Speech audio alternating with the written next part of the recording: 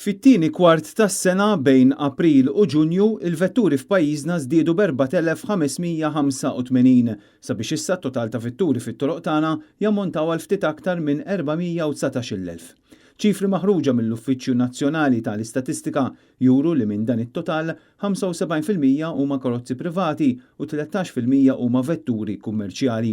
Il-muturi, quad bikes u e-scooters jammontaw għal 10% tal-vetturi liċenzjati. Bejn April u Ġunju li għadda nħarġu ma' 7,000 liċenzja għal vetturi il nofshom kienu karozzi tal-passiġġieri. Minn dawn is-7,000 71% kienu vetturi ġodda, fil-waqt li 28% kienu vetturi second hand li ġew reġistrati. Dan ifisser li fit-tieni kwart tas-sena żdiedu 78 vettura kuljum fit-toroq tagħna. Sa Ġunju, kważi 60% tal-vetturi f'pajjiżna kienu jaħdmu bil-petrol u 37% kienu b'magni diesel. Il-vetturi elettriċi jew hybrid li għandna bħalissa fit-toroq tagħna jammontaw biss għal 2.3% mit-total ta' vetturi.